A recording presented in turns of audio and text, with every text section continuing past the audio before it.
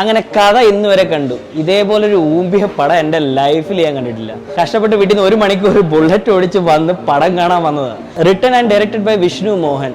ഒരു 3 different story നിങ്ങൾ connect ചെയ്ത് വെച്ച് ഉണ്ടാക്കി വെച്ചേക്കുന്ന സാധനമാണിത്.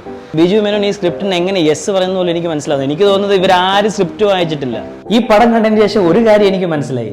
അഥവാ വിഷ്ണു മോഹൻ ഇങ്ങനെ ഒരു പടം എഴുതി സംവിധാനം ചെയ്യാമെങ്കിൽ എന്തായാലും നമ്മളെപ്പോലുള്ള റൈറ്റേഴ്സിന് നല്ല ഭാവിയുണ്ട് മലയാളം ഇൻഡസ്ട്രിക്കകത്ത്. ഒരു ലോഡ് കാസ്റ്റ് ഉണ്ട് ഈ പടത്തിനകത്ത്. ബിജു മേനോൻ, അനുശ്രീ, സിദ്ദിഖ്, രഞ്ജി പണിക്കർ. എന്തിനാണ് ഇവരൊക്കെ എനിക്കൊരു പിടിയും കിട്ടുന്നില്ല. നിഖില വിമലിനെ കണ്ടോണ്ടെങ്കിലും ഇരിക്കാന്ന് വിചാരിച്ചു. 4 സ്റ്റോറി നടക്കുന്നതായിട്ട് കാണിക്കുന്നുണ്ട്. അവസാനം ക്ലൈമാക്സിൽ ഈ 4 സ്റ്റോറിയുടെ ഒരുമിച്ച് കൊണ്ടുവന്നിട്ട് ബിജു മേനോന്റെ 3 കാലഘട്ടങ്ങളാണ് കാണിക്കുന്നത്. എന്തോ പ്രേമം സിനിമയോ. മ്യൂസിക് ഒരു സൈഡ് പോകുന്നു, ഡയലോഗ് ഒരു സൈഡ് പോകുന്നു. അട്ടർ നോൺസെൻസ് പടമാണ്, അട്ടർ നോൺസെൻസ് സ്ക്രിപ്റ്റ് ആണ്. ഡയലോഗ് ഡെലിവറി ആണെങ്കിലും സ്ക്രീൻ പ്ലേ ആണെങ്കിലും വേസ്റ്റ്. ഞാൻ ഈ പടത്തിന്